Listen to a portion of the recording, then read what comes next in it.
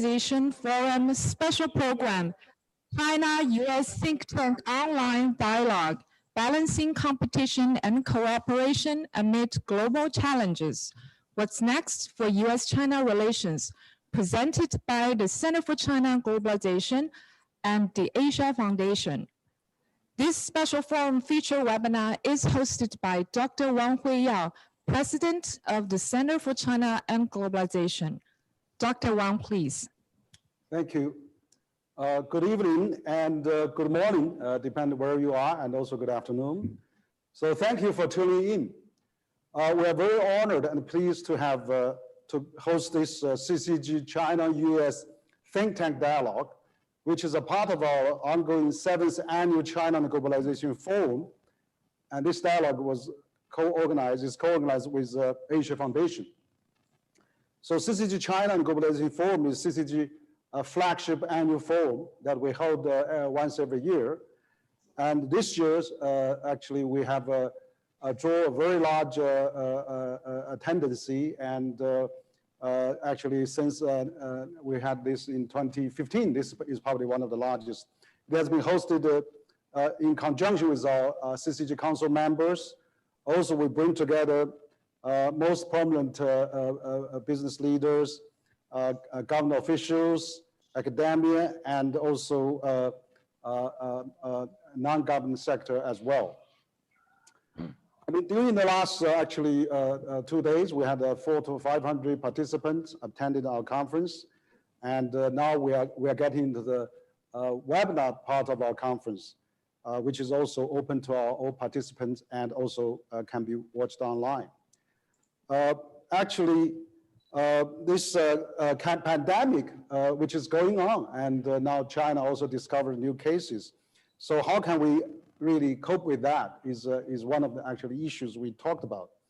And we had also discussed about global economy, trade, mobility of the people, China-European economic cooperation, global cooperation under China's new development plan, and of course, China's new international communication narrative as well.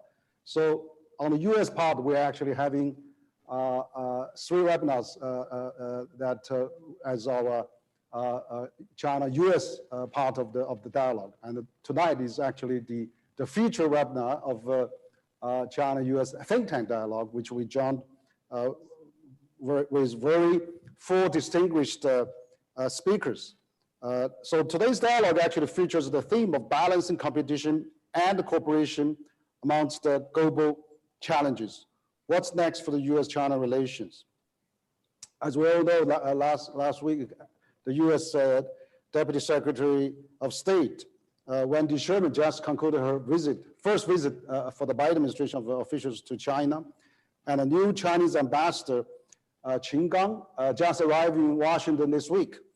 So we have a lot of questions and a lot of curiosity and for how US and China can maintain its momentum of a diplomatic dialogue, but also we want to hear the views from our speakers today, which from Adam Posen, Stephen Roy, John Thornton, and also Minister Zhu Guangyao. But let me quickly introduce our guests today. I'll do this as alphabetical order. Adam Posen has been the president of the Peterson Institute of International Economics since 2013. I mean, the Peterson Institute is well known, is an independent, non-profit, non-partisan research organization dedicated to strengthening prosperity and human welfare in a global economy through expert analysis and practical policy solutions. For his career, Adam has contributed to research and public policy regarding monetary and fiscal policies in the G20, the challenge of European integration, since adoption of the euro, China-US economic relation, which is a very active Peterson Institute, and develop new approaches for financial recovery and stability. During his presidency, the Peterson Institute has won global recognition as the leading independent think tank in international economics. And of course, we have our old friend, Ambassador Stephen Roy, and he's the Asia Foundation's trustee emeritus and also a former US ambassador to China. The Asia Foundation is a nonprofit international development organization committed to improving the lives across a dynamic and developing Asia. Ambassador Wong is a fluent Chinese speaker. Actually, he was born in China, and he actually spent time in Chengdu and has a lot of good fond memories there. And he spent much of his career in East Asia and has a 3-time ambassador serving as US envoy to Singapore and to People's Republic of China, 1991 to 1995, and also Indonesia. And in 1996, he was promoted to the rank of a career ambassador, the highest rank in the United States Foreign Service. Also now, Ambassador Rowe is the founding director, emeritus, and also distinguished scholar at the Wilson Center Kissinger Institute on China and the United States, and the trustee of a Carnegie Endowment for International Peace. As we all know that this year also marks the 50th anniversary of Dr. Kissinger's secret visit to China. So it will be probably one of our topic tonight as well. And of course, we have Mr. John Thornton, is the chair emeritus of the Brookings Institution and co-chair of Asia Society. So we know that Brookings Institution and Asia Society are two very prominent think tanks and in the United States that really has a big influence, not only in the US, but also in the world and also in China as well. So John is actually chair of both organizations, speaks volumes. He's also the executive chairman of Barrick Gold and chairman of the Pine Bridge Investments. And of course, on top of that, John is also a professor and the director of a global leadership program at the Tsinghua University School of Economic Management in Beijing. John retired in 2003 as the president and a member of the board of the Goldman Sachs Group. So has a very long, rich career. In 2007, Institution Investor magazine named Mr. Thornton as one of the 14 individuals who have the greatest influence in shaping global financial markets over the previous 40 years. And he was also a recipient in 2008 of the Friendship Award of the People's Republic of China, which is the highest honor accorded to a non-Chinese citizen. And also Chinese government also named him as one of the 15 foreign experts who has made most significant contribution to China's development over the previous 3 decades. So very notable achievement. Now I'd like to introduce my friend, also my colleagues at State Council, Minister Zhu Guangyao. And Minister Zhu Guangyao is a CCG advisor and a former Vice Minister of Finance of China from 2010 to 2018. As a Vice Minister of Finance, Minister Zhu oversaw the Customer Tariff Department, as well as coordinating economic track of the China-US Strategic and Economic Dialogue, and also the financial shepherd of the G20 for the ministry. I mean, he joined the Ministry of Finance in 1985 and served in various positions with the ministry, also included as a senior advisor, alternate executive director, and direct executive director of the China to the World Bank in 2 occasions. So, so actually, we are very pleased to be joined by Minister Zhu as well. Myself, I'm the founder and president of Center for China and Globalization, and also one of the leading Chinese think tank, and also we are one of the top 100 think tanks ranked by University of Pennsylvania. And Minister Zhu is also our advisor for the think tank. So this is a think tank dialogue we are between the Chinese and US think tanks. So I'm very pleased to be the host of this dialogue tonight. I would like to actually start with Adam. I mean, you are actually very knowledgeable. You've been traveling to China, and I see that you have made a lot of remarks about China, US, how it should collaborate, how they should improve, or how can, you know, including the CPTPP and also a lot of trade issues. So maybe I'll start with you, and in your position as the think tank. What is the thinking of the U.S. economy, Chinese economy, and how we get out of this pandemic? How about the U.S.-China relations? What are the trade, which is one of the theme of our conference today. People view that as the biggest promoter for the global future development, as the World Bank chief said here in our conference today. So what do you think? I mean, as you are very savvy in this subject. Adam, your floor, please. Thank you very much, President Wang, for including me on this distinguished panel, and congratulations to your center for continuing to lead substantive dialogue in China and globally. Obviously, this is a major conference. I think the big message of what the questions you raise is really to say that the US-China conflict and frictions are not about economics, even though they currently take place in economics. And this has been a major preoccupation under Trump and again under Biden. And as I argued in my recent article in Foreign Affairs on the price of nostalgia, it mostly is being driven by politics in both China and the US, where basically the males working in industry in non-urban centers are blackmailing the rest of society. And we see this with the state-owned enterprises in China. We see this with the trade bailouts of the heavy industry in the US. And in both countries, those parts of the economy are a shrinking part of the economy and a shrinking, even faster, part of employment. They also are industries that are, of course, toxic to our environment as well as to our politics. And so what we are seeing is both the US, American, and Chinese peoples are being ill-served by the trade conflict. And it's not about economics. And so what we've seen under the Biden administration, and in response in part and in part of its own initiative from the Xi government, is a shift now from trade to worrying about technology.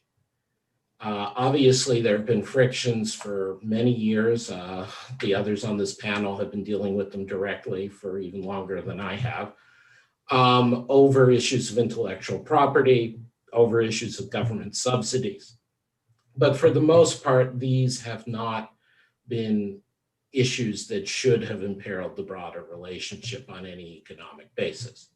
What has escalated it now is the sense in the US and China that each is posing a genuine threat in a geopolitical sense, and in a sense to their system or their legitimacy. And this is a reality among the official class in both Washington and Beijing. There's some good reason for it. It's mostly exaggerated. And it colors, of course, every interaction. And so the question is, what can we do from here? Let me make three very brief points so you can get to the others on the panel. First, remember that both the US and China have led the world in recovery from the COVID crisis and are both growing well above trend growth rates right now by a large margin. So this is not a question of either is depriving the other of economic recovery. So there is no conflict over currency right now. There is no issue of Chinese surpluses coming at US expense. There is no issue of financial instability being promoted from one to the other or back and forth. So we have to focus on the non-economic issues, which is funny for an economist like me to say. The second point is, as you've indicated in your setup for this discussion, President Wang and others I know have spoken about, it, even though it's boring, it has to be said.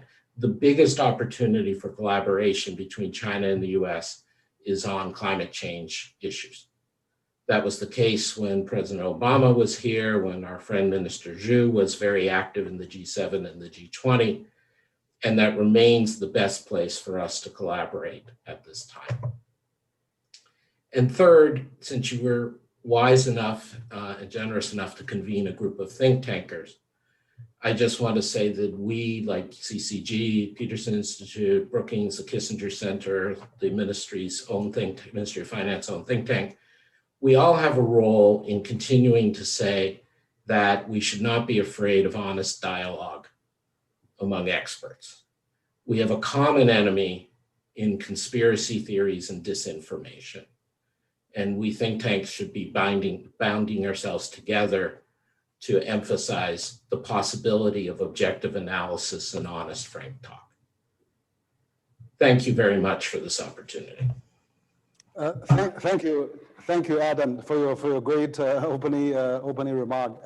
Absolutely. I mean, I agree with you that it seems that non-economic issue that really deterred us from talking of the real substance, and where at the time we need to collaborate on pandemic fighting, climate change, and many other things. So this is really needed, a frank dialogue between the two sides think tanks. So you're absolutely right. Perhaps I can also let the Ambassador Rod to give some opening remark as well. I mean, you are a seasoned diplomat. I mean, you also know China since you were a child. You lived through, you know, many years of turmoil and all the times. And I remember visiting you in your office when I was as a visiting fellow at the Brookings in 2010. I mean, you showed me all those good, you know, photos and things like that. So I would like to really ask, you know, you witnessed so many things in China. So now we have a ambassador, a new Chinese ambassador go to the U.S. We don't know when is the U.S. ambassador to China, but we had a visit of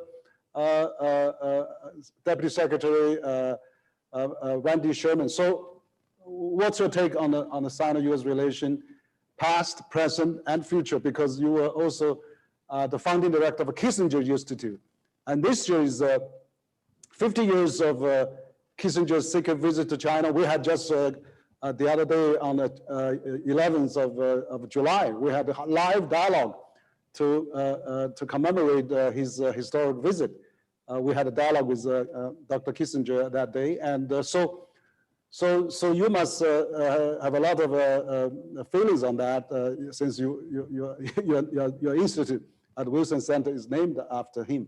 And of course, this year is also China joined the UN for the 50 years. China joined WTO for 20 years. China joined APEC for 30 years. And it's the Cold War ending 30 years. So a lot of things going on, past, present, future. So as a senior, as seasoned as you, I mean, your voice is really, thinking is really much noticed here. So Ambassador Roy, your turn, please. Thank you, Dr. Wong, and good evening to all of you who are in China. When President Trump lost the November 2020 presidential elections in the United States, some people hoped that President Biden would adopt a less confrontational approach to relations with China. They have been disappointed. Early steps by the new American administration toward China seem to be a continuation of President Trump's hardline policies. Shortly after the administration took office, the new Secretary of State echoed the charge of his predecessor that China was engaged in genocide against the Uyghurs in Xinjiang.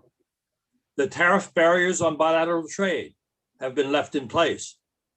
Senior officials in the Biden administration bluntly stated that the US engagement strategy toward China had failed and that competition is now the principal driver in the bilateral relationship.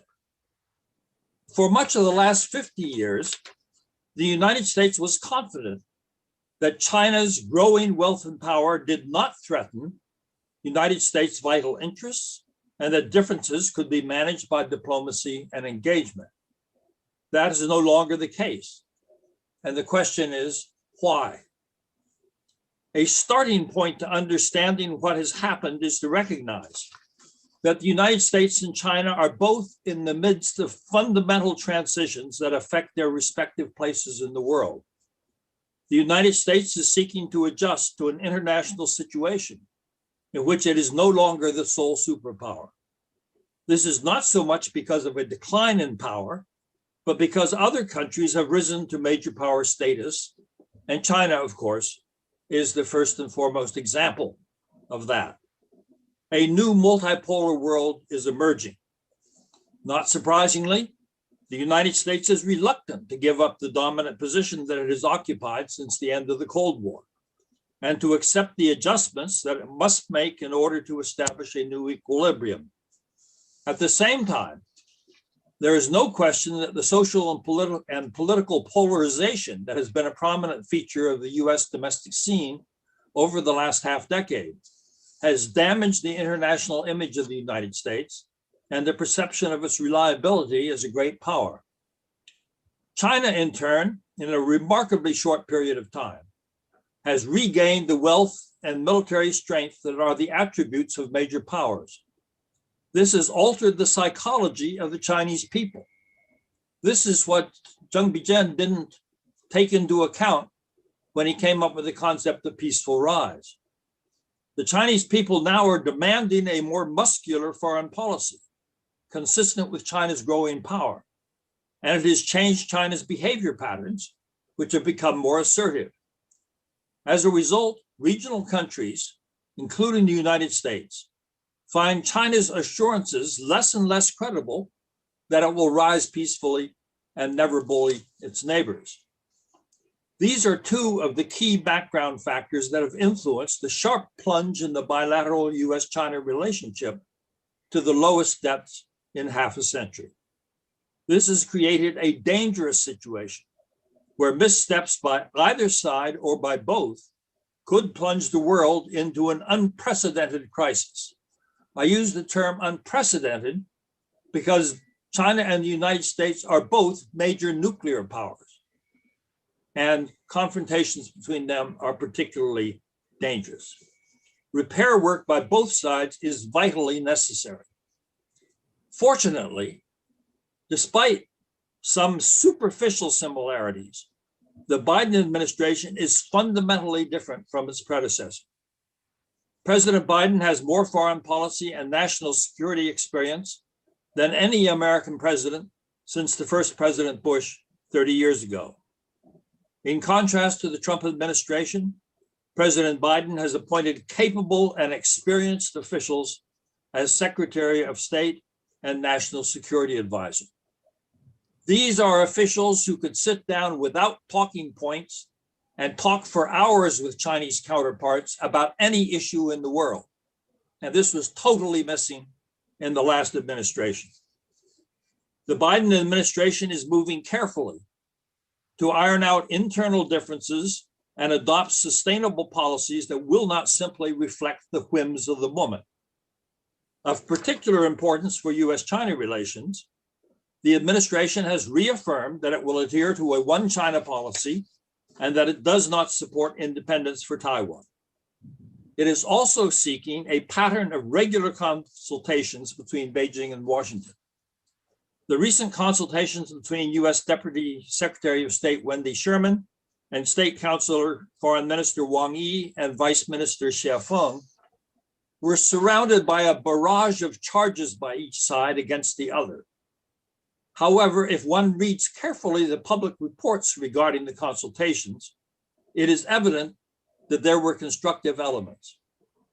According to the Chinese account of the meeting, Deputy Secretary Sherman called the US-China relationship the most important bilateral relationship in the world, noted the many times the two sides have had contact with each other since President Biden was sworn in, expressed US willingness to have open and candid contacts and dialogues with China, declared the United States hopes the two countries can coexist peacefully, said the United States has no intention of restricting China's development, does not want to contain China, and would like to see China develop further.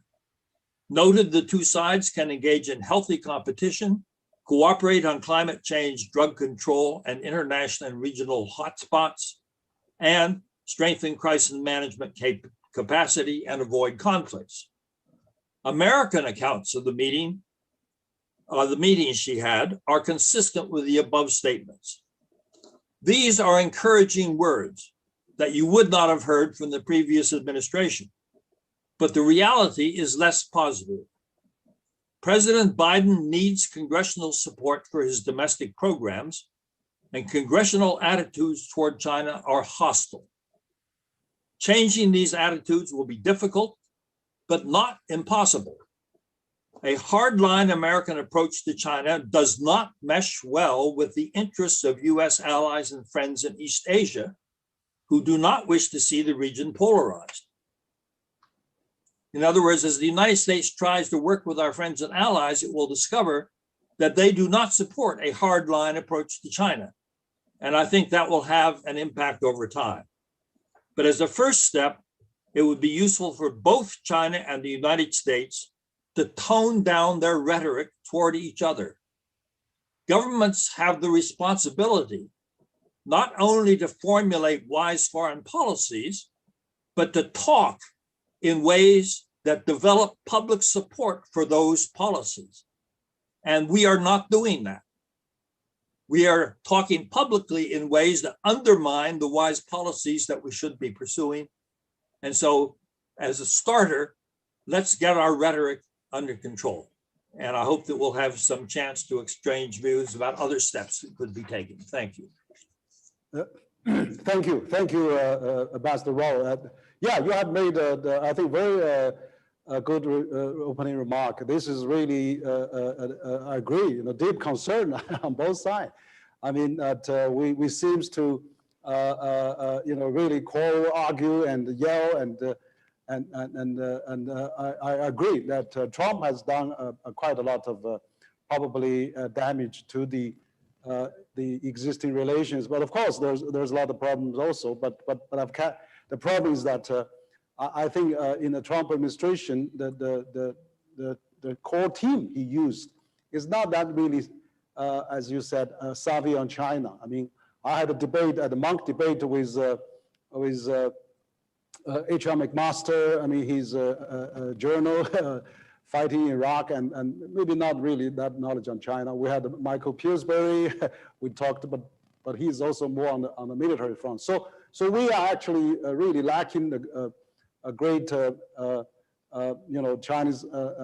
China hand in the Trump administration. But we see that absolutely. You're right. I mean, the Biden administration, we see Biden has a long knowledge of foreign policy, as you said.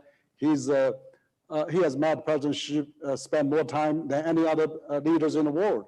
And so he actually called the Chinese people on the eve of Chinese New Year, say Happy New Year to President Xi. And he actually stopped the use of referring virus to China virus. He issued some kind of executive order on that. So all those good, I think, has been noticed. But somehow lately, we see there's some acceleration of changes, maybe from Chinese point of view, because we had the G7 summit. There's also a schedule on China. There's a NATO summit. There's a US-EU summit. There's a US-Russian summit. So now I'm glad that the Deputy Secretary Sherman visited China. So we hope that we're going to start a new dialogue. You're right. I think the dialogue this time in Tianjin was quite more concrete now. There's a lot of issues has been raised, a lot of concrete lists have been proposed. We hope to reduce all those frictions maybe on both sides. One of the things I think probably really concerned on China is this tracing this origin of virus. I mean, that is already be actually criticized during when they ran the election. The Democrats already said that is really a conspiracy because the WHO already sending a delegation, went to China, Wuhan, went to the lab, and they come with a suggestion that least possible to have this kind of this is man-made virus. So issues like that, and to have a FBI or CIA to make a conclusion on that is really something I think probably we should not to really emphasize too much on that, because it's going to divide I think the current efforts to really trying to get a dialogue on. So I don't know if you have anything on that. I mean, this virus issue is really getting a little hot on the Biden administration. I agree with you. Everything other Biden is doing is there's a host of administered dialogues between USTR, between the trade minister, the commerce minister, which is great. But this statement of virus sourcing, tracing origin is really not a practical idea. I don't know if you had any comments on that, Ambassador Roy. A very brief comment. This in particular is an issue on which we should be cooperating and not fighting each other. I think it is important to trace the origins of the virus, and we have our own views about how that should be pursued. But the basic point is pandemics threaten every country in the world. And if the two leading countries in the world are unable to cooperate in dealing with a common threat, then there's something wrong with both of us. And we need to consider what the problem is that is preventing us from cooperating on this very vital issue. Yeah, absolutely. I agree with you. I think that is really a key issue. U.S. and China should really now, with the mutant of this virus, we should really work together to fight that. This morning we had in the conference, we had 15 ambassadors from all countries, Europe, Asia, Latin American, and also we have the U.S. Minister Consular attending the conference this morning as well. That is really, they all agree that the whole world should act together. We should, making the mobility of the people around the world and have the vaccine passport or certification and find out the ways how we can really make the economy goes around movement, rather than we focus on those tiny, not tiny, but there's non-urgent issues, because virus happened actually before, also in some cases, maybe even before Wuhan. But let's do it. If we do it systematically, maybe when we really contend about it, rather than pinpoint on that as well. No, I think that's probably what we can talk later. But again, I hope we're not getting into that too much. But I'd like to invite Minister Zhu now. Maybe after here two think tank leaders from the U.S. You are CCG advisor, and also you are also working the think tank of the Ministry of Finance. So you attended our conference this morning and speaking with other Chinese business leaders and government officials. Also, former Minister of Trade, Minister Chen Deming, also spoke. Vice Minister Chen Jian of Commerce also spoke, and also a host of other international experts. So, what's your take about this U.S.-China relations? Since you've been really working on this for a long time, and really a top expert in China on the subject, because you really led the strategic and economic dialogue. You were the shepherd of G20. So what's your take on that? Thank you very much. It's my honor to join this distinguished panel, particularly after the President Posen and the Ambassador Roy's speech. I think I just try my best to directly discuss and some response for Adam's side and Ambassador Roy's side. Firstly, from the trace origin of virus, I remember in April last year, I had that phone call with Adam regarding how about the China-US cooperation to deal with the challenge of pandemic. That time, Adam suggests the two great countries must be cooperate, must enhance the transparency, and must together within the WHO. That time, U.S. administration, that's the attitude to WHO. But Adam, from that time, formally support WHO plays a leading role and emphasize the importance of cooperation between China and the U.S. to deal with the challenge of pandemic. And I remember very clearly, he also suggests us to pay attention to the situation development. Even after China control the situation well, the global situation may be continue deteriorate. And he point 3I issue: India, Iran, and Indonesia. He suggests us to think about if there's a deteriorated situation continually in the world, and particularly 3I country is very difficult. Unfortunately, what Adam said at that time, that's become the reality. Until today, the world still in the very difficult pandemic situation. And this is not just a public health risk, it's already become systematic risk in the whole world. Economically, governance issue also deeply be impacted, and really need China, US as two important economies cooperate together. But unfortunately, just as President Posen and Ambassador Roy said, that's China-US relation now is really in the critical juncture. I think that's the big issue is less trust each other. And I think that's Posen side, something beyond the economy. That's indeed, that's the situation. But there's two important countries. We must keep communication and gradually increase understanding each other and try our best restore the trust.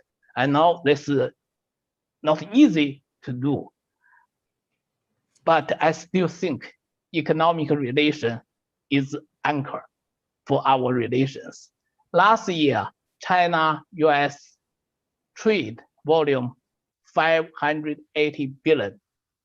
First half of this year, that's increased more than 50%. That's the total amount. First 6 months of this year, US-China trade already 340 billion.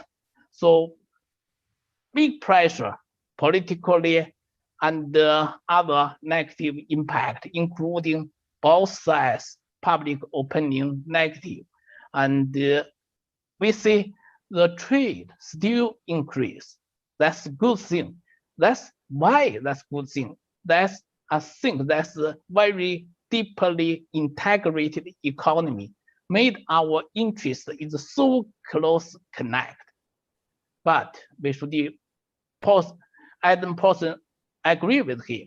That's a trade war, tariff to technology war. That's a very negative impact. How we restore that basic communication now is really important. Just now, Ambassador Roy mentioned the Biden administration team is professional. I agree with that. I deal with many officials now in this team. I understood they are indeed professional. But I must point out some key issues Biden administration should correct immediately, since that is within US interest, including tariff.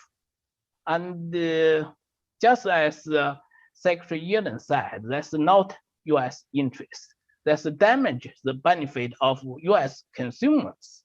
But until now, 6 months passed and no any single change. And very key issue beyond tariff, economic side, I think political side, the Ambassador Roy mentioned the genocide issue. That's absolutely wrong. The judgment made by last administration within last 2 weeks in position. And they use this as a reason block import of cotton and tomato produced in Xinjiang. Unfortunately, Secretary of Biden administration, Secretary of State, that's still conform that's previous policy and continually to blame the Xinjiang in genocide to Xinjiang, to Uyghurs. That's absolutely wrong, and that's dangerous for China-US relation. And if let's talk about just as Ambassador Roy said, that's his word is unprecedented risk. I think this one is that's real cause to result in the conflict, because we never think we take action against the terrorists and against international terrorists to be the genocide. So this one we must be use public and private communication to solve. And that's why China welcome the foreigners to visit Xinjiang. And I know that foreigners they want very freely visit. So that's a debate. We should have real professional way to solve this problem. I think that these obstacles we must overcome. We must find real fact to solve this problem. This very key for Chinese principles. Just one case, and I do think such as communication, both sides see very clearly to the point on the table is very useful. As Adam suggests, he suggests three. That's the point. I think that's very, very important. One Adam said something beyond economic situation. Yes, we should have more comprehensive discussion. And for this one, we should find a way how to expand our discussion beyond economic. Also, I think that everything will connect with economic relations, because our entrepreneurs need this good environment for their investment in China or Chinese enterprise investment in US. We should find the way.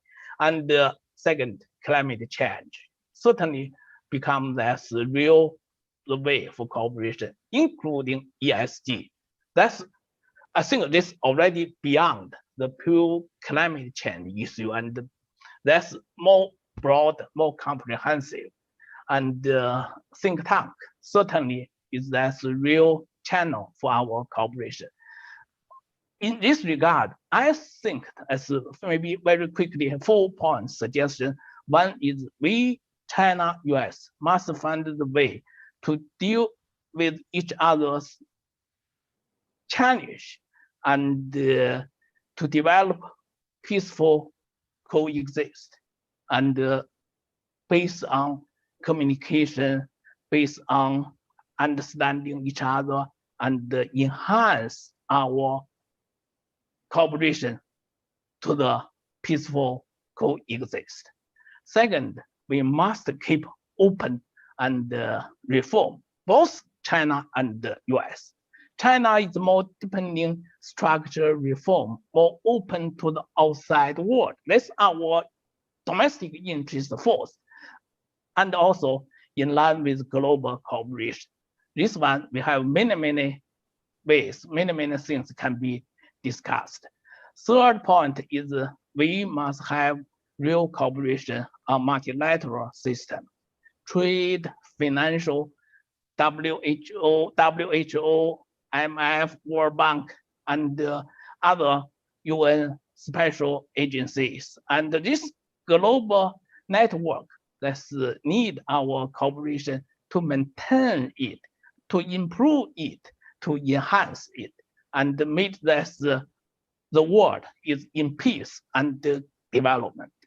The last one, certainly, I suggest we keep that real dialogue, communication, and we need real mechanism such as SED, such as the PIIE in Obama administration, we negotiate. I joined that deeply. I know near 90% of PIIE we finished. That's last very important issue we not solved is the digital economy issue related. That's data flow, cross-border data privacy issue. That's today become more important. And now every country, including US, China, EU, and others, to emphasize domestically how important to development of digital economy to enhance the security of cyber system and enhance the privacy. And those all need this global coordination, global negotiation. Maybe one break point possible is e-commerce negotiation in WTO. I know that's still very difficult. We should try. And that's for the future growth. And that's a real need for our cooperation between China, US. Thank you. Okay, thank you, Minister Zhu. I think you have raised many good points as well. And one of the particular points I really strongly agree with you. I think there's quite a bit of probably misunderstanding on the issues in Xinjiang. And of course, China has in the past has no experience dealing with terrorism. There could be some, the way they handle, needs to be improved. But definitely, it's far from genocide. I think, that Pompeo has actually think about that term, and then while Blinken testified at the Senate, he in order to get passed, and he probably went along with what Pompeo suggested, but then they don't have to own it. I think that the Xinjiang now is really open. I mean, all the foreigners can go there. I recently, we talked to some China foreign embassy officials actually in the conference. They actually, the ambassador didn't go, but the embassy staff did send people there. They all come back with their own report. I mean, it's obvious. There's nothing like said as a genocide happened. So any foreigners, you go to Xinjiang, there's no restriction. Just buy your ticket and you can go. So and see whatever you like to see. So I think that issue has to be sorted out so that we can reduce the tension and also seeking more collaboration, as the Minister Zhu mentioned about this PIIE. If it's 90% concluded, why can't we continue this 10%? Because data and issues like that, after 6 years now from Obama administration, we have a lot of new progress now. China is a big data country, and he realized data is oil. If you don't flow, there's no wealth in being created.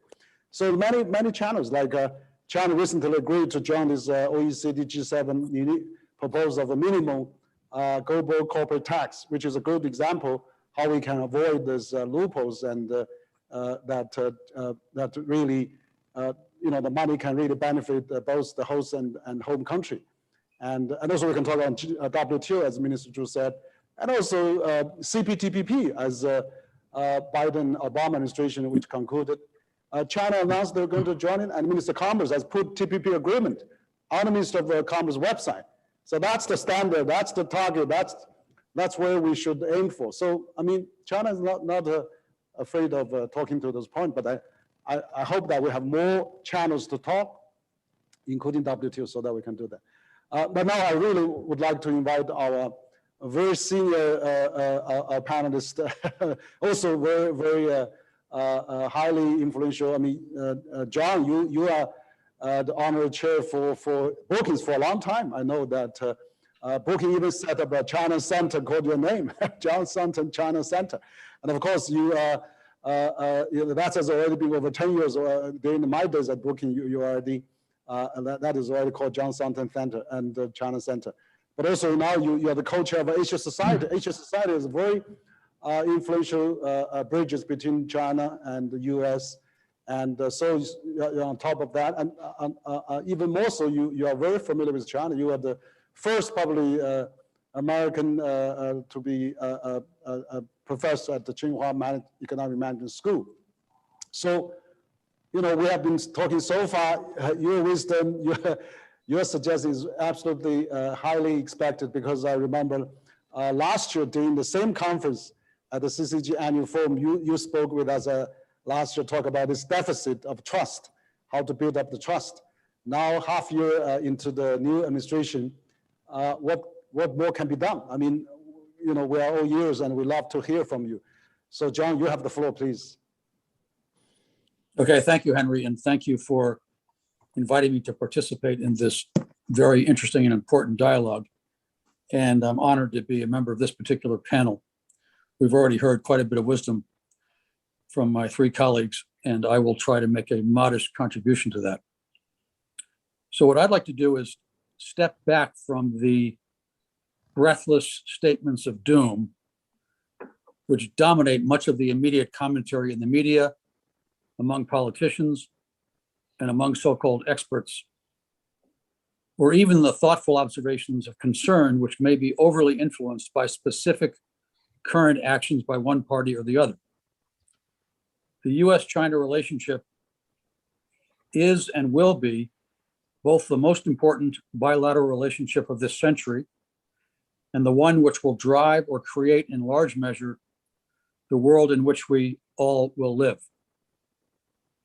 In general, I am skeptical of grand sweeping statements about inflection points or decoupling or Cold War analogies.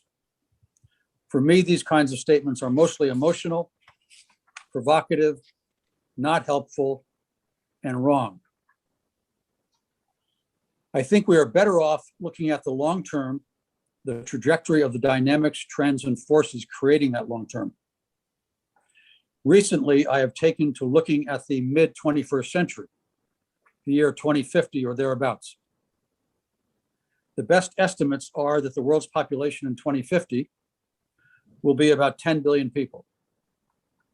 Today, we are approximately 7.8 billion. The incremental 2.2 billion, more than half of them will come from 9 countries: India, Nigeria, the Democratic Republic of the Congo, Pakistan, Ethiopia, Tanzania, the United States, Uganda, and Indonesia. In 2050, as now, a small percentage of the world's countries will represent 65 to 70% of the global GDP. Maybe the top 10 countries will represent that. In that world, in which very few countries dominate the global GDP, and in which the incremental 2+ billion people are coming from very poor countries, in that world, does any serious thinking person believe the world would be better off with the rich countries primarily arguing or even fighting amongst themselves, while the rest of the vast percentage of the world remains poor, malnourished, victims of climate change, sources of migration and disease and poverty?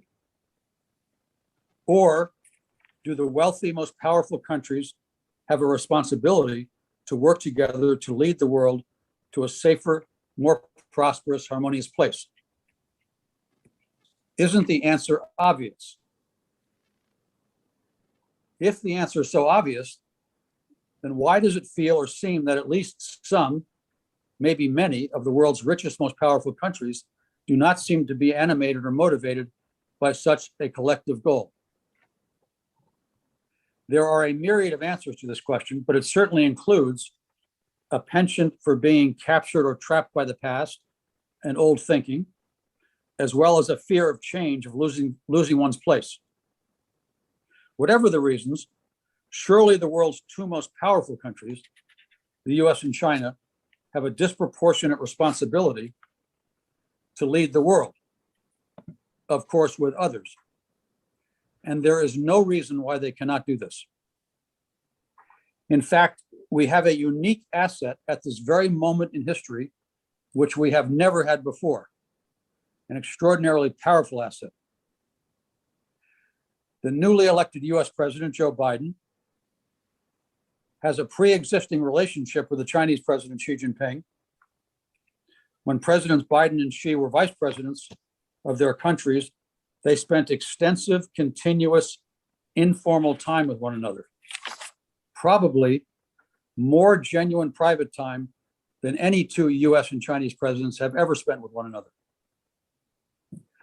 This is a gift from Providence. We cannot throw this asset away.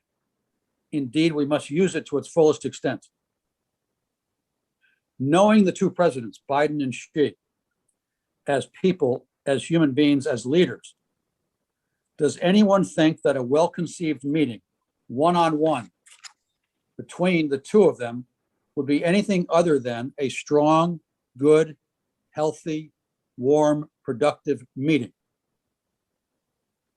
And knowing what we know about the two countries and their positions in the world, does anyone think such a good meeting would not be well received by the American and Chinese people or by people all over the world? Of course it would. This is not that difficult. And there is a screamingly obvious place to start. Climate change and the G20 meeting in Glasgow. The issue of climate is a global one. It is larger and more important than the US and China. The entire thinking world wants it to be solved or well managed. The two leading countries must lead on the solution or it will not be solved. Everyone knows this. Tellingly, the two presidents are following the only path, the only modus operandi that works in US-China relations. One might call this the Zhou Enlai Kissinger model, or more recently, the Liu He Lighthizer model.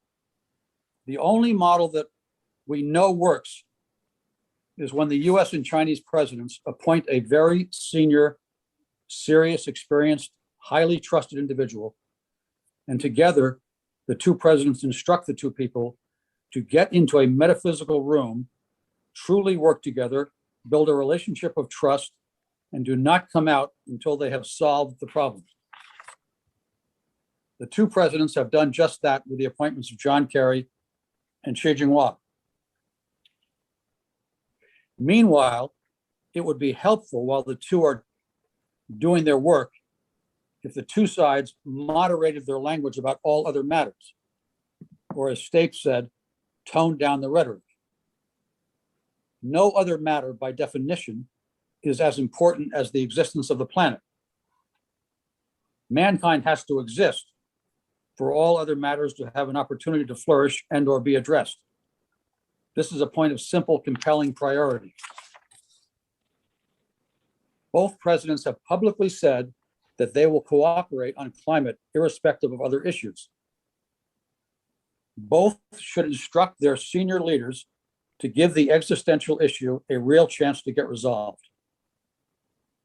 Finally, to state the obvious, success on climate will demonstrate yet again that the US and China working together can lead the world to a better, safer, healthier, more harmonious existence. This is good for both countries and the world and gives hope and a concrete model that all other gnarly, complex problems can likewise be addressed by the two leading countries working together with others for the collective benefit of their countries, their peoples, and the world. Thank you, Henry. Thank you very much, John. You have excellent proposal. I think you have really get very deep on that. I agree that you said that this is most important relation between China and US, and of course we can work on many issues. Given the world is really having profound changes now, as you outlined. We're going to have the population hit 10 billion by 2050. We need really a long horizon, looking at the longer views historically. When I had a dialogue with Joseph Nye, he also talked about, by 2035 or even longer, maybe China and US will view each other differently, less hostile than today, because we're having the world in mind. Probably is making a huge difference. Like climate change, we're having this floods in Europe, floods in China, in Henan, and you know, wildfire in North America and things like that. We really need to contain that. And I think the brilliant idea you talk about, since President Biden, President Xi has such a great personal rapport, you know, they really should appoint probably you know, special envoy, and you know, like we solving this dialogue, as you call it, the Kissinger Joint Line model. I think that is a great model, or Lighthizer Liu He model. So I agree, that's really great. I may have a follow-up question because you know, since you are in the investment community, you've been you know, leading the Goldman Sachs for so many years. I mean, the world is really need a lot of help. I mean, you said 9 countries that going to be populous in the next several decades. So the infrastructure seems to be the lacking in many other developing countries. As a matter of fact, at today's you know, CCG annual conference, former Vice Minister Chen Jian of the Commerce, he looked after China outbound investment for many years. He actually said, you know, like what has been proposed at the G7 about this this B3W could be maybe looked at together with China's you know, BRI and other EU investment plan. The world should work together with some kind of infrastructure plan to look at the future, particularly for the developing countries. As a matter of fact, when President Xi had a telephone call, a video conference with President Macron and Angela Merkel, German Chancellor, just 2 or 3 weeks ago, they talk about China-EU collaboration in Africa. So what do you think? You know, we need some things that glue all those countries together to work on better objective, rather than you know, really obsessed with this you know, source of origin of virus and those non-urgent issues. So what do you think? John, please. Well, first of all, I want to remind people that the BRI, when it was first conceived back in 2013, there was a G20 meeting, and President Xi met with a very senior American who was standing in for President Obama because President Obama was not present. And in that meeting, President Xi told the Americans of the concept he had about the BRI. And the senior American said to President Xi, what a fantastic idea. Maybe we could do this together. And President Xi said, that would be an excellent idea. Let's do it together. And the senior American went back to the United States. And lo and behold, in the next 6 or 9 months or so, the let's call them the Mandarin technicians decided it wasn't a good idea. And the idea got killed in the US before it ever got to President Obama's desk. And so the cooperation never occurred. And since then, as you know, the BRI has been characterized by many people in the United States as some kind of sort of nefarious geostrategic plan to take over the world, which it never was conceived as and is not. Now, to your direct question, of course, the Build Back Better and the BRI, all those efforts should be coordinated globally by the wealthy countries trying to build the infrastructure necessary for the rest of the world so that we build a safer, more prosperous world. And we all know these kinds of projects are very difficult to execute. It's not as though anyone's got a monopoly on how to do this well. They're hard. And we'd be doing ourselves a great service if we the world, became particularly expert at building important infrastructure all over the world in an efficient manner for the benefit of the respective countries in the world. So yeah, it's a perfectly obvious thing we should be doing. There's no question about that. Thank you. Yeah, great.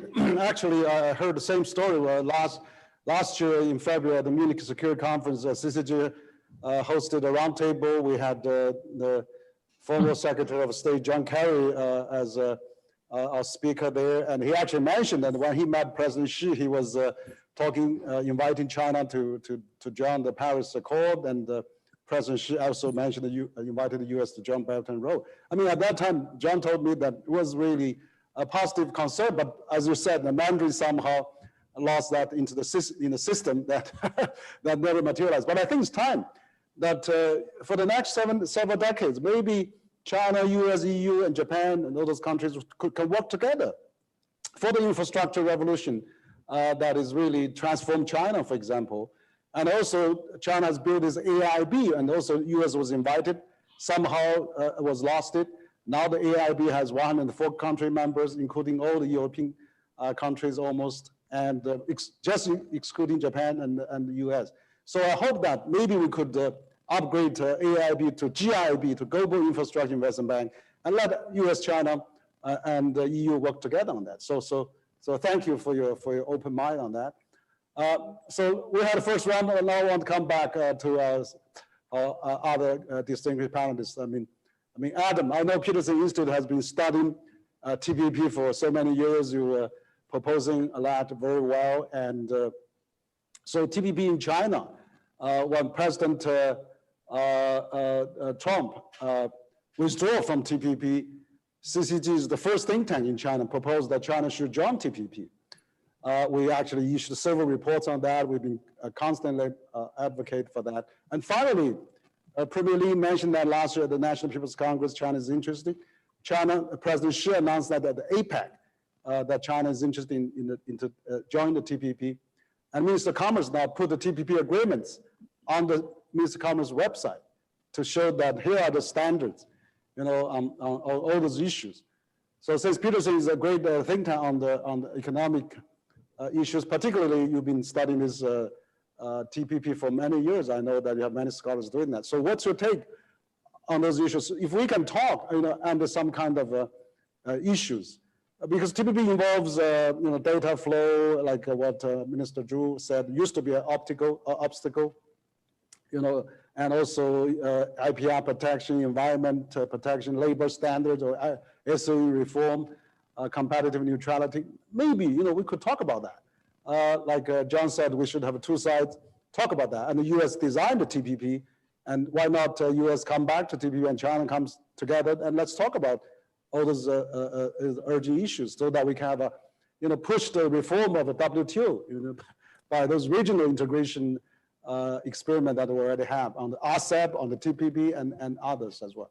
So Adam, your take, please. Thank you, Henry. So let me pick up on what you were just saying and what my friend Guangyao, Minister Zhu, was saying about reform. The most important thing about CPTPP, especially as it has evolved since President Trump withdrew, is that it is an incredibly high standard agreement, and it is an incredibly open agreement. In other words, when Peterson Institute, as you say, has been proudly doing work on economic agreements on free trade areas, particularly in Asia, for decades. And long ago, there was a debate between my predecessor, Fred Bergston, and the distinguished Columbia economist, Jagdish Bhagwati, about trade blocks, stumbling blocks versus building blocks.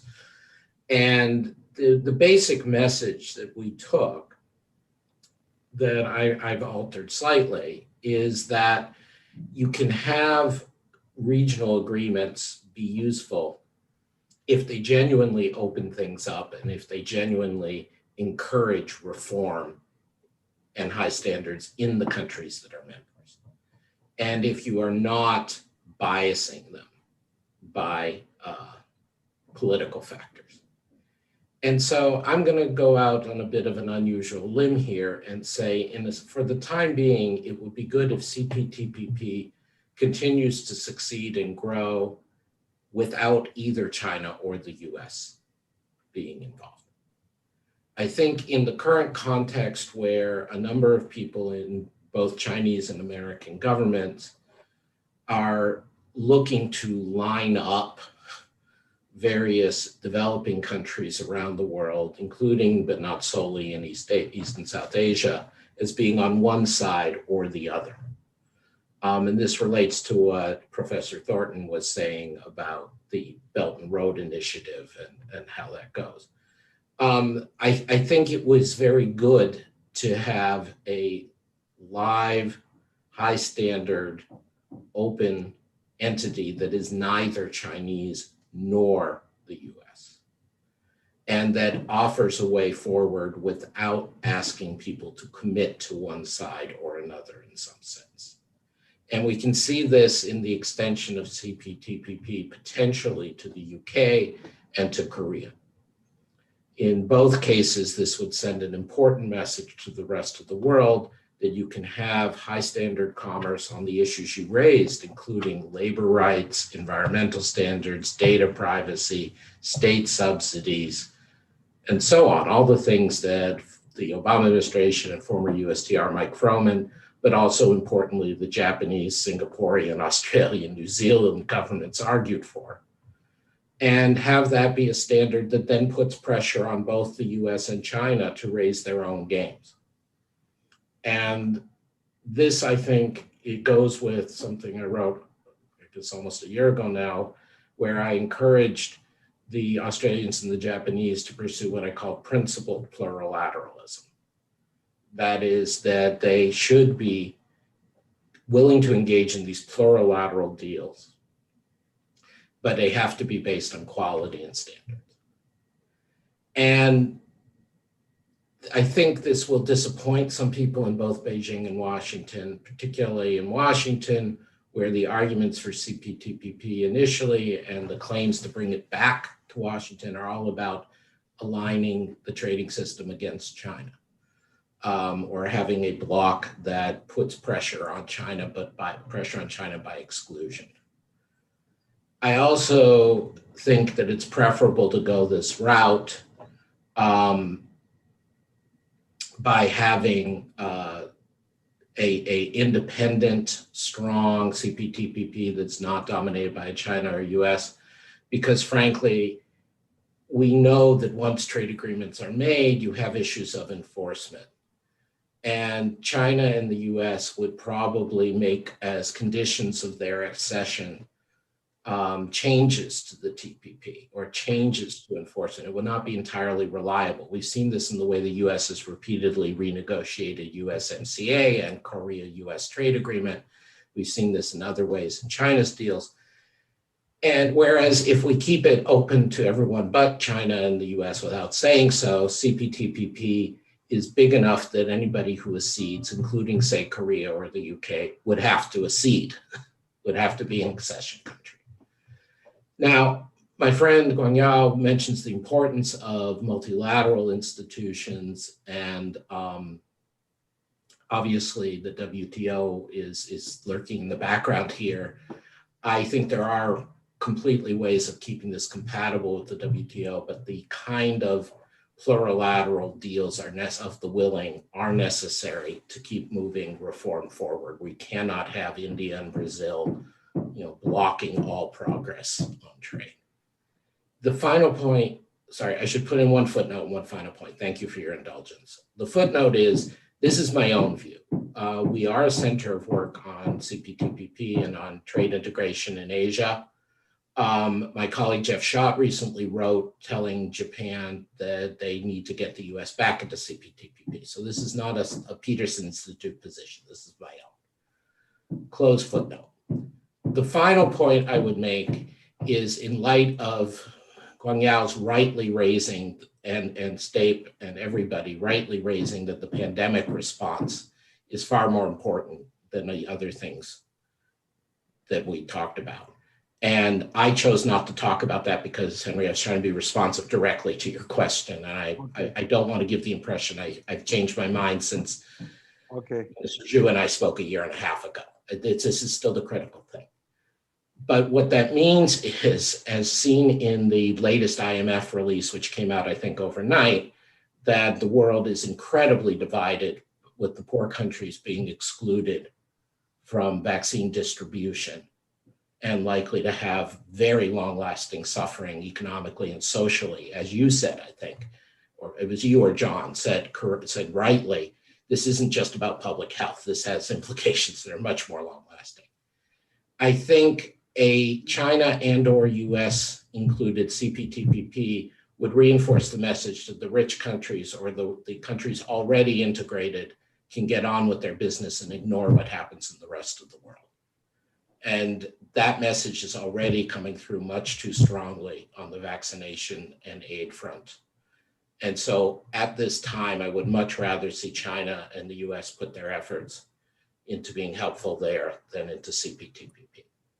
I want Japan, Australia, Singapore, Canada, all the members of CPTPP to move forward, but not China, US.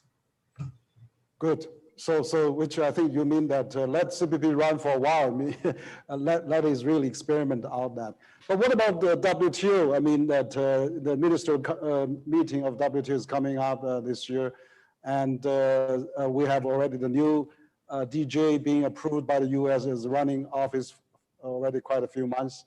So what do you think of the perspective of WTO reform? We have those polylateral meetings on digital economy, on trade liberalization and the facilitations and investment facilitation as well. And so what about that? It seems that now quickly G7, US and OECD proposed this corporate minimum tax internationally. China joined that, 130 countries agree with that.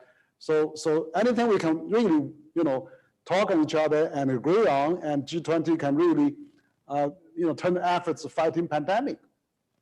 Also addressing those economic issues. Yeah, so just quickly, I think on the WTO, as again, with so many things, the rhetoric has outstripped the reality. All the talk about WTO reform and WTO dysfunction, especially in Washington, is exaggerated and unjustified. I think the frustrations with the trade rounds, the large-scale trade rounds, are real, and there are some tweaks to be had to the appellate body. But the new Director General, Ngozi Okonjo-Iweala, who I admire greatly, I think has come in with the right attitude, which is don't try to fix everything at once, don't get caught up in procedures, try to get deliverables, show the world that the WTO can deliver things that matter to people. And so she is rightly focusing on trade issues having to deal with the pandemic, with fisheries, with direct limited appellate body reforms. I think this is the right way to go. There are too many things. You just rattled off a huge list, Henry. There are too many things to be done. What's important is that the WTO leadership gets the membership in time for the end of this year's ministerial to make meaningful progress on 2 or 3 of these issues, one of which is pandemic. And otherwise, it doesn't matter which of the issues. You just need to demonstrate that the WTO can do something useful. And I think if we go off onto too many directions at once, it's not going to be helpful. Mm-hmm. I'm sorry, you had raised a second point. I'm happy to yield my time to others, but you had raised a second point. I'm sorry. What was the minimum corporate tax? Minimum corporate tax. Yeah, no, it was a wonderful thing to see China as well as other major economies agree on this. I think it is critically important for the legitimacy of taxation in all societies, as well as providing revenues on a stable basis for all societies, that we get the international corporations, notably but not solely the US digital giants, under this regime and not having base erosion and profit shifting. And again, Minister Zhu was involved in the first rounds of those discussions, and I praise him and I praise Secretary Yellen for leading this. My fear, speaking frankly, is that this may be a League of Nations repeat moment. John warned us against excessive analogies, so I hope he'll forgive me, but that you have a progressive Democrat, in this case, American leadership that gets agreement on something at the global level, comes back and finds a isolationist Republican US Senate prevents it from being enacted. And then the world has to go forward somehow without the US participating. And this, I think, could be disastrous if the US Congress does not take up what the US Treasury Secretary rightly negotiated on behalf of the US and the world. The second point is that it's not perfect. Going back to the themes we've all hit, this was an OECD agreement because that's where the multinationals are and that's where the expertise was, and it makes sense. But as my colleagues Gary Huffbauer and Simeon Junkov have written for the Institute, Peterson Institute, there are a lot of small countries in the world that are not purely tax havens, that are not Ireland or the Netherlands, that are going to be affected by this in the developing world. And again, it's wonderful to see China and US willing to cooperate on something substantive, but there has to be some engagement of the needs of developing countries and small countries. Again, not the tax havens that have made billions over the years, but other countries. So it's not a done deal.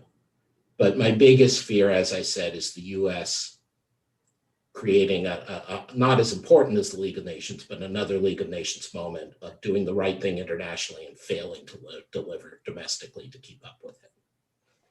Great, thank you, Adam, for your very explanatory answers. And that's good to understand on both sides. But particularly, I think this at least the G20 proposal, China is accepting that, is going along with that. That is really, I think, a good sign that if we do sit down and really analyze this international global economic situation, we can collaborate on that. Now, for Ambassador Wong, I mean, you've been seasoned diplomat for a long time. You were in China for so many years, even during your childhood time.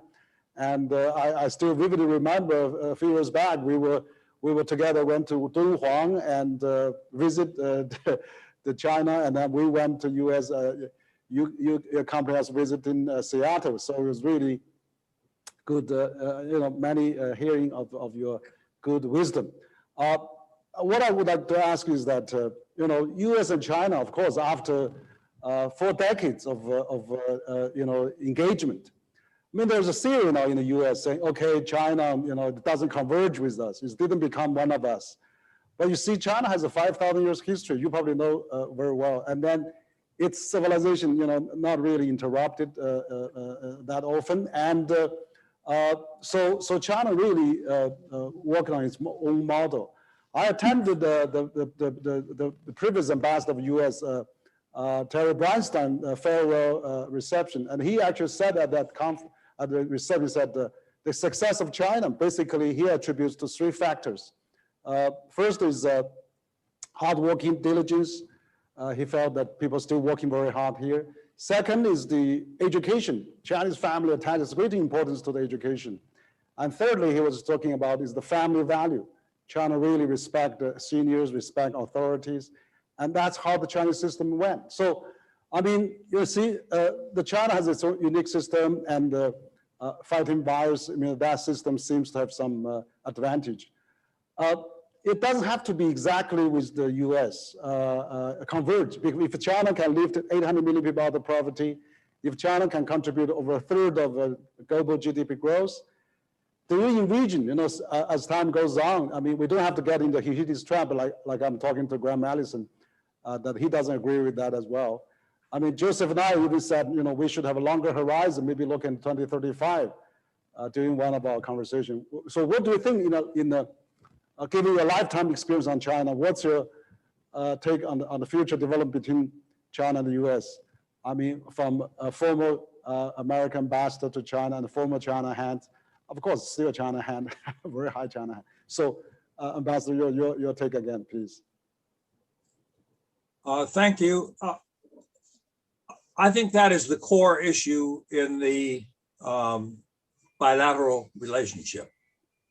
I referred in my opening remarks to the fact that the United States was having difficulty adjusting to the need for a new equilibrium in East Asia. And I think that's a real problem for us, because if you read American speeches and writings on the subject, we still have many people who think that dominance in air and naval power, for example, is necessary for the United States.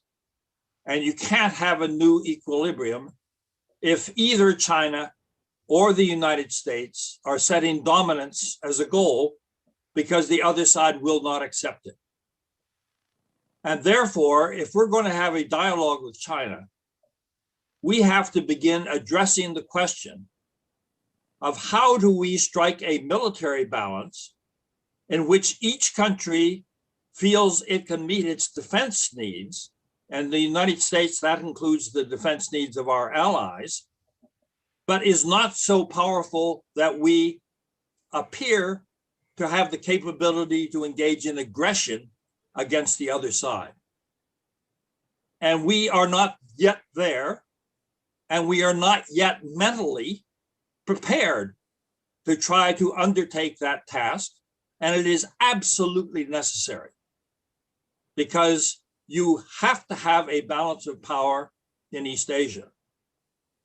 And otherwise, we're going to be continually in strategic rivalry with each other. And that's one reason why I think it is absolutely wrong to think that our dominant factor has to be strategic rivalry. Because strategic rivalry always focuses on the military component, and that ends up generating an endless arms race in which resources are diverted away from economic development into military development. Now here, I think the United States has to stop thinking in terms of dominance. And I think the Biden administration was wrong by introducing this concept of dealing with China from a position of strength. Anybody would understand that China would never accept that as a basis for the United States to deal with China. And the same term cropped up during the Cold War when I worked on Soviet affairs. The Soviets were very sensitive to the idea of the United States dealing with them from a position of strength. But China is making an enormous mistake by not defining its defense needs strictly in terms of China's defense requirements. But now China has linked its defense needs to its international status as a great power. At the 18th Party Congress in 2012, the first part of the military portion of the work report talked about China needing a powerful military commensurate with its international standing and appropriate for its defense and development needs.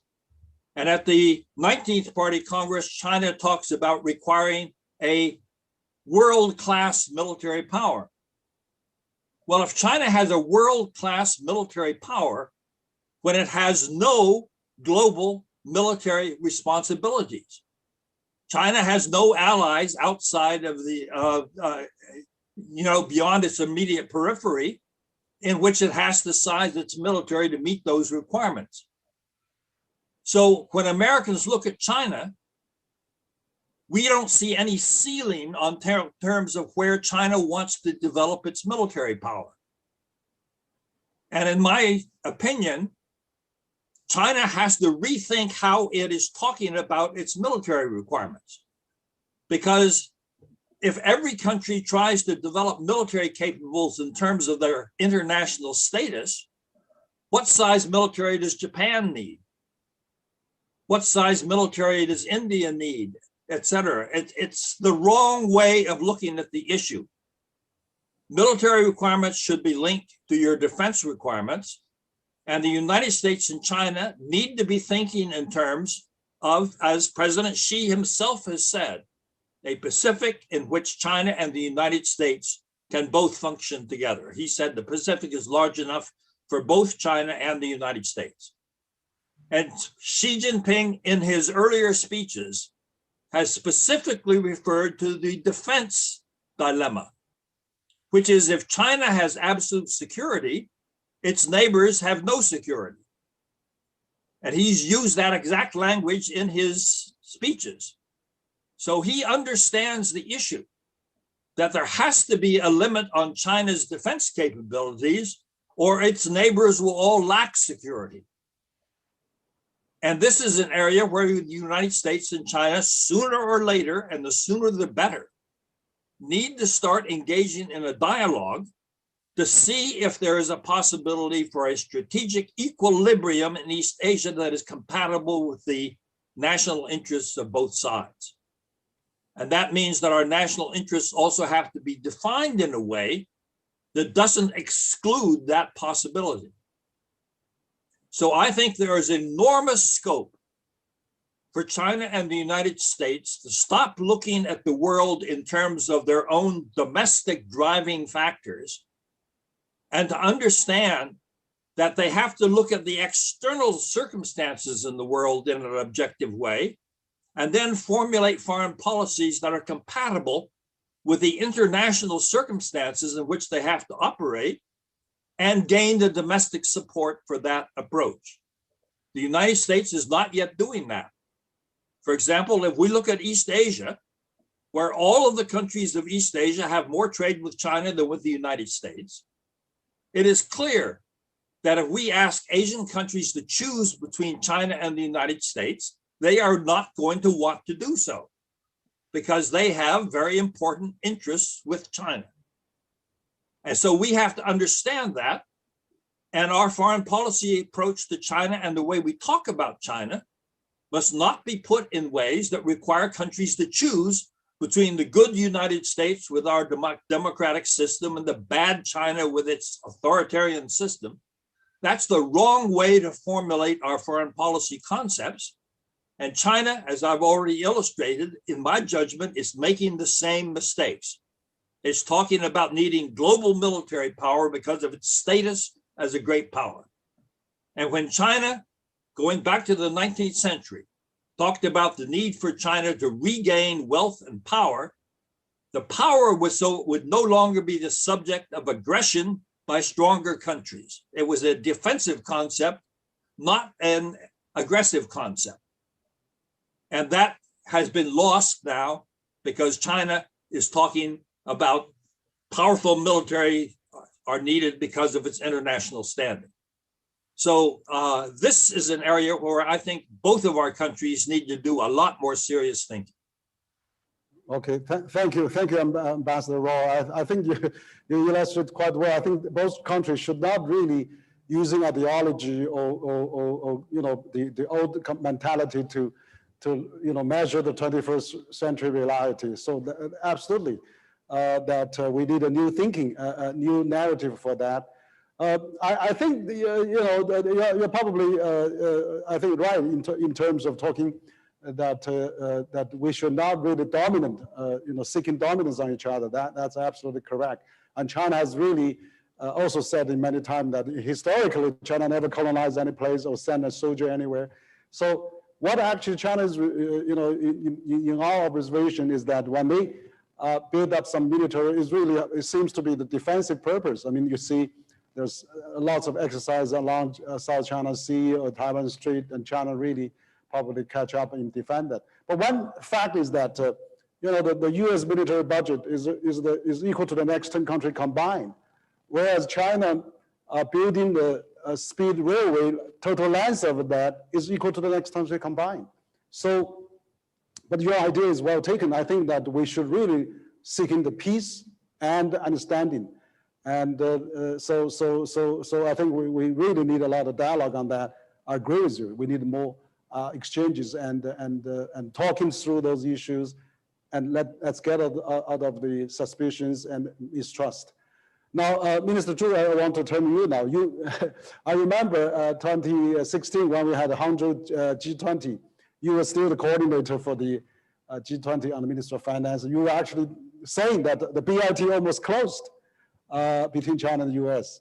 So I was watching you at CCTV, and you've been taking an interview along the West Lake in Hangzhou. But again, another story I heard from you is that when the 2008 financial crisis happened, you got a call from the US Treasury Office and talking about how about China and US working together to really fight in this financial crisis. China really immediately launched the 4 trillion RMB revival plan and things like that. US-China really worked together to get the crisis passed. So what do you think about current crisis of pandemic, how we can really work together I mean, you had a lot of experience on that in working with US. Maybe your view on that as well. Minister Chu, you have to open your mic. Microphone, yes. Before answer your question, I just want some response to Ambassador Roy's the idea regarding the military strategy and the military intention. And to be honest, in the modern history, China suffered a lot of invasion from foreign countries, and the Chinese people very deeply understand that's how suffered by outside press, and that's I think that's the people's willing China become very strong country, and however for strategy and the real situation, when China talk about our core interests, that's 3 points.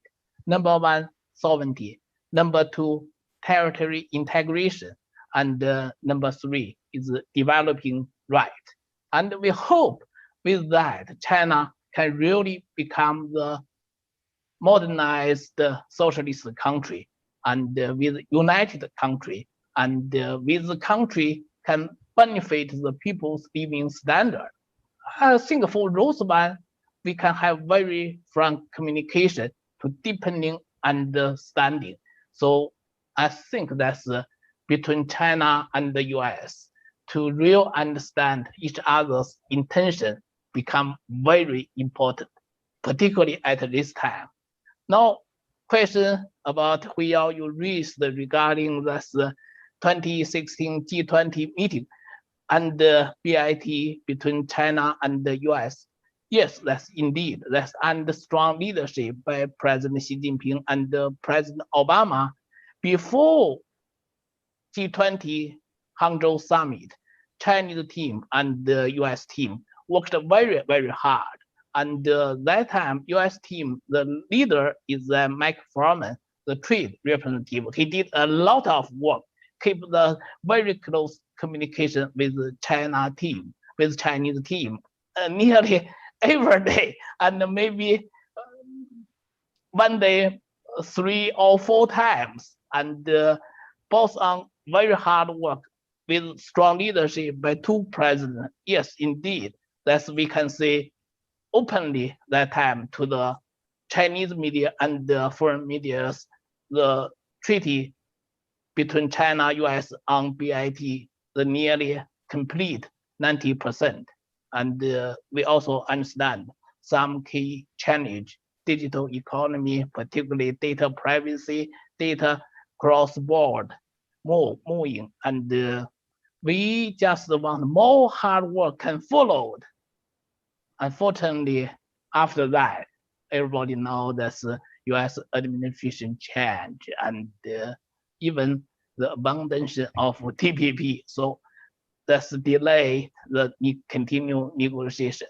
And another case, indeed, that's in 2008. That's I remember that's October of 2008. That's the international financial crisis. I really, in the very early morning, 3 a.m., received the phone call from my counterpart in US Treasury. She want immediately around the meeting between Secretary Treasury Hank Posen with his Chinese counterpart to talk about possible upgrade G20 format from finance minister and the central bank governor to the leaders. Yes, we did that after 3-4 hours. I think that's 10 a.m. Beijing, 10 a.m. Beijing time. We really had that phone call. And following, that's real first G20 summit, November in Washington, D.C., chaired by President Bush and the Chinese president who joined that meeting. That's a very successful meeting and paved the way for next the G20 meeting in London to build up real firewall for IMF. $1 trillion be gathered through that meeting to really strong deal with the challenge of international financial crisis. That's real demonstrate how strong position of China-US cooperation, how positive impact of that cooperation to the world. Thank you. Thank you, Mr. Zhu. So that kind of cooperation in fighting the global financial crisis, I mean, we should really draw lessons on that. About 12 years ago, 30 years ago, that we can really using that spirit between China and US to fight the current pandemic as well. So you have provided very good examples of how we work together for the sake of the global prosperity. Now, my staff is telling me there's about 500,000 people watching us online currently in China and elsewhere globally. And so we had a very good discussion. I'd like to, in this second round of discussion, ask John to comment, because I know that you've been a professor at the Tsinghua University Economic and Management School for many years. You have taught a lot of Chinese students. You basically, serving as a honorary chair for both Brookings institution for many years, over a decade, and also now a few years with Asian Society in the US. You travel frequently. I mean, there's an issue about student exchanges between China and US, because I know that I heard from the Charters Fair of US Embassy here, that US Embassy now is issuing 1,000 visa a day, and by the time of summer, they're going to issue 200,000 visas for students going to the United States. But but again, looking at the numbers, there's refusal rate as well. There's about 2 or 3% of refusal rate on that. So how do you think about this people-to-people exchange, business exchange, tourism, culture exchange, and of course, think tank exchanges that really, during this special time, that we can really promote that on both sides, and how we can really leave this, work out this travel ban, because now, the virus is recognized by the WHO, but not recognized by US and China on each other, not recognized by EU and China. So, I mean, we probably have to live with virus for a long time, but then if we don't really have international currency of mobility, to government to work together, we may suffer that. I mean, already you are the expert on so many areas. So also on the other general comments, I'd like to hear you, John, again. Thanks. Thank you. I can be succinct on this point. I think to state the obvious, the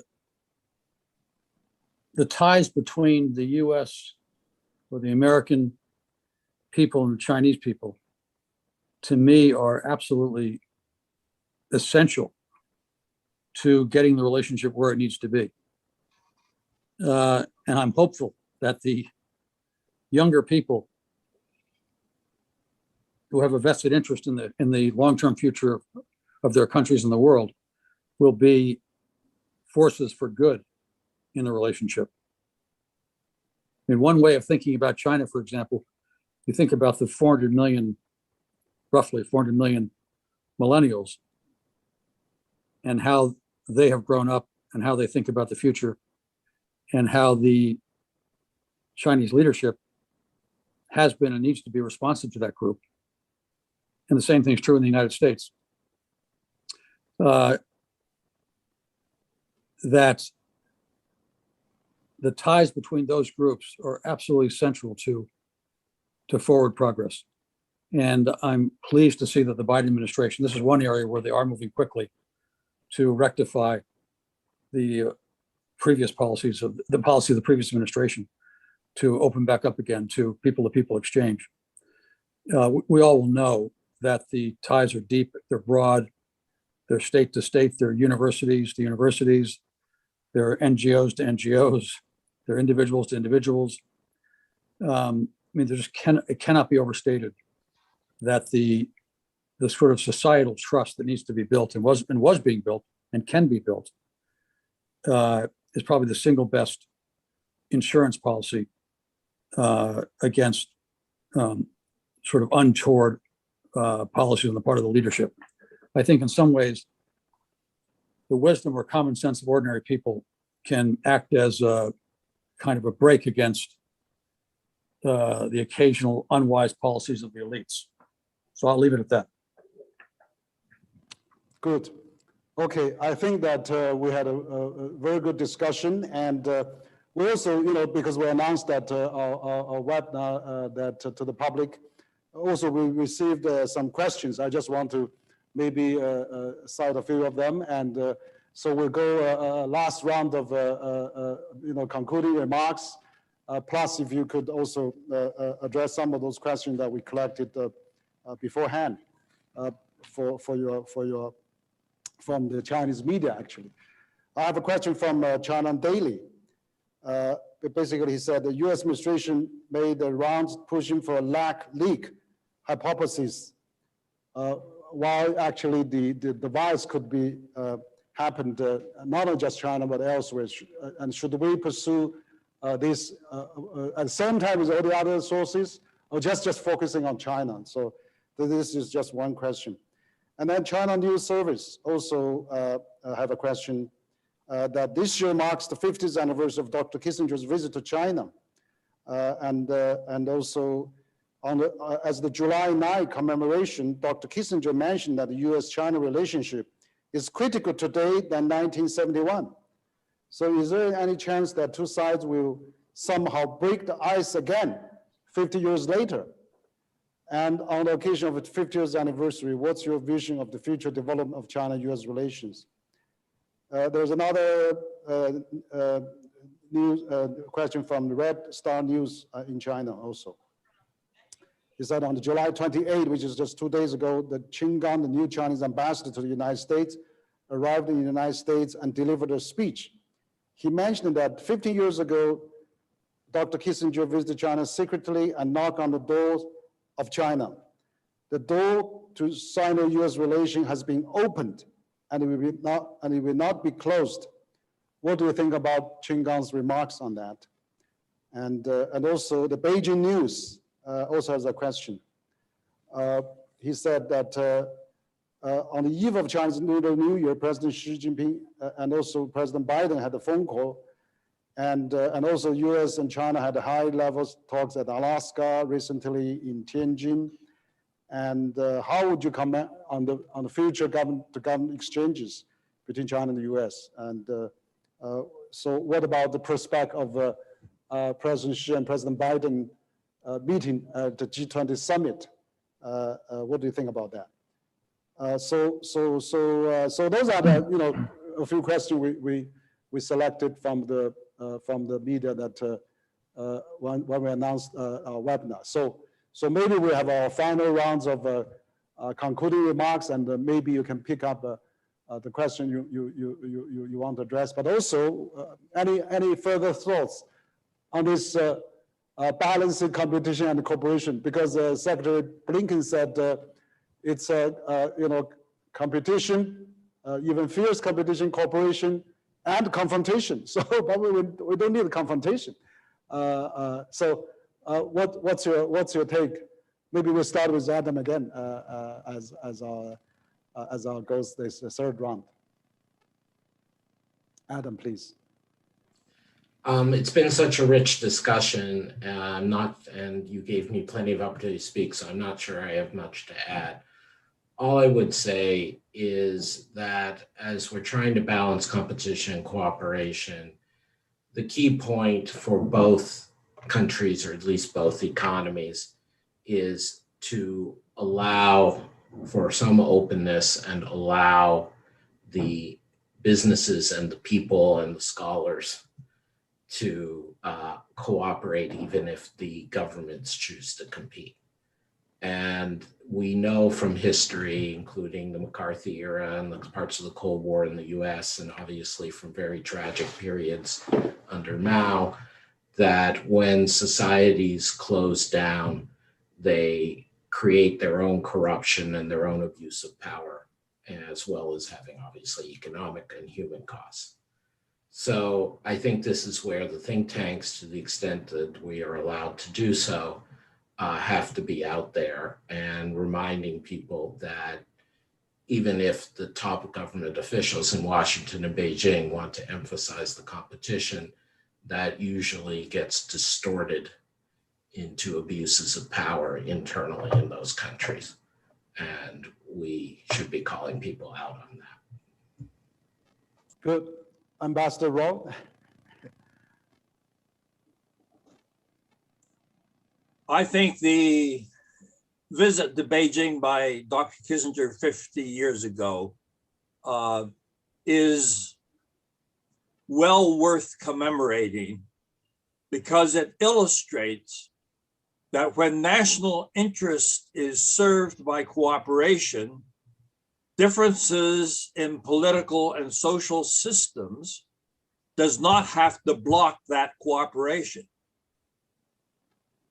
The problem with differences in systems, which has become a big issue in the United States in terms of thinking about China, is that at some level it does influence cooperation, but it shouldn't block it if it's in the national interest to cooperate. But the problem is illustrated by our ability to cooperate with Joseph Stalin when we were opposing Hitler. But when Hitler had been defeated, our ability to cooperate with the Soviet Union broke down. So in some ways, that's the type of issue we face with China. There are forces in the United States that want to block our cooperation with China because of the differences in our political systems. And we need to rethink about the Nixon-Kissinger opening to China at a time when there couldn't have been bigger differences between our domestic systems. China was in the height of the Cultural Revolution when that occurred. And yet we set that aside because of the importance of cooperating with China against the Soviet threat. And in my judgment, if we look at what the world requires and our responsibilities as great nations, it is clear to me that the lesson of the Kissinger visit to China is when it is necessary to cooperate, to have cooperation between China and the United States, we should not let the differences in our systems block that type of cooperation. And so I think it's a very important visit. Historically, it created the possibilities for the United States and China to create enormous common interests. And those common interests, in my judgment, continue, and we have to find ways to cooperate in promoting them. Thank you, Ambassador Raw. And so, Minister Zhu, your concluding remarks. Thank you. And today's situation and the relationship between China and the US is some different with that 50 years ago. One very key point is that both Chinese economy and the American economy is so closely connected. Not only every year more than 500 billion trade, also investment and global governance coordination. And however, we also face this new challenge, both America and China, with domestic public opinions up for some populism and some different voice. And this time, we really need the strong leadership by two presidents. I think that we must follow the sprint of President Xi, President Biden at the conversation at the eve of Chinese New Year. And just as Ambassador Roy said, we should expand our common ground and make our cooperation with more broadly expansion. And also, as Adam said, the two nations, social society, including the academic side and the people-to-people exchange must be really enhanced to solid our people's base and to make our two great countries can more understand each other, can more cooperate together. Thank you. Thank you, Minister Zhu. And now we will have the final words for John. I know you've been really, sit a long time, but I really appreciate your final comments as well. Yeah, there's so much to say. I'll try to be very succinct. I was admiring the efforts on the part of Jeff Bezos and Richard Branson and Elon Musk and others to go to space. Yes. And if you want to use one's imagination, being on these spaceships, looking down on the planet, when you're up there looking down, there's no difference between people living in China, people living in the United States, people living in Africa. And I think that we, A, need to hold ourselves to a higher standard, and B, need to be more conscious of the fact that we live on one planet, and the issues are only going to get more complicated and more complex as we go forward, and that the leading countries, in this case, the two leading countries, the United States and China, which are the two leading countries now and will be for a very long time, they have a very big burden. The burden is they are responsible to lead the world to a safer, better place. And therefore, when we talk about competition and cooperation, I can understand and be comfortable with both those ideas between the countries. When we add this idea of confrontation, to me, that's absolutely out of the question. And we shouldn't even be considering that as a concept. The world simply can't take it. We shouldn't waste any time on it. As I said in my earlier comments, should the leading countries of the world really be spending their time arguing and or trying to do each other down, or should they be spending their time trying to get the world to a better place? To me, the answer is very obvious, and the sooner we recognize that, the better. And we're right to demand of our leaders that they get the big things right, as Nixon and Mao and Kissinger and Zhou Enlai did 50 years ago. Thank you. Thank you, John. I think that's an excellent energy that you talk about. All this recent space exploration and looking down from the Earth. We are really one. I mean, I remember the 2008 Beijing Olympic slogan was "One world, one dream." Basically, we are really one world. And this year Olympic in Tokyo, they actually enriched the motto that the Olympic has. It used to be faster, higher, stronger. Now this year they added it together. So I think it's really, great that we are adding a new dimension. So I think tonight, the dialogue between the U.S. and China's think tanks at our 7th annual CCG conference was really a very vivid, a good example. I think you all shared a very good light, has proposed a very good insights, recommendations, and suggestions. It's really great for the communication dialogue. We really appreciate that. So we had over 500,000 people listen to you live, and we want to go deep on that. We're going to digest that. We covered many ground from economic, social, international relations, geopolitics. I totally agree with what John just said at the last minute, that yes, we can compete. Let's have an Olympic peaceful competition. But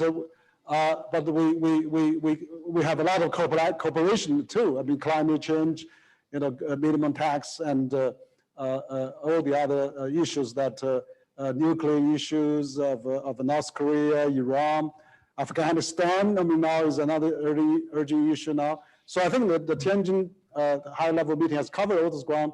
They identified a number of areas to collaborate. Also, how we can revive the world by facilitate the movement of the people.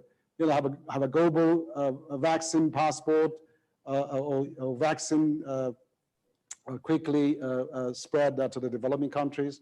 All those issues, I think we covered that quite well. So I really appreciate all your time. Actually, you stayed quite a bit late for that already because we have so much a rich topic. I also look forward to continue our conversation like we did with Wilson Institute. In the past, we hope to do that with Peterson Institute and of course Asia Society, which I'm having another dialogue with Asia Society Vice President Wendy Cutler 2 days from now, and also Asia Society Hong Kong Chair Ronnie Chen on August the 1st. So we have a lot of exchange on that.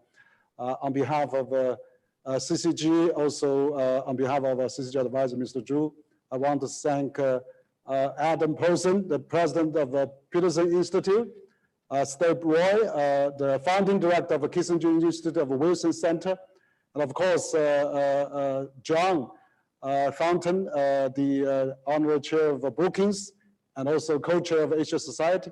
Of course, my fellow counselor at the State Council, Minister Zhu Guangyao, and I also thank our audience for watching us live. And we hope that we'll put this on continuously. We're going to look forward to the future dialogue. So once again, thank all of you, thank our viewers, and we appreciate all your time. Thank you very much. So we'll leave now, and thank you again. Thank you. Thank you. Thank you. Thank you. Okay. Thanks. 好，谢谢。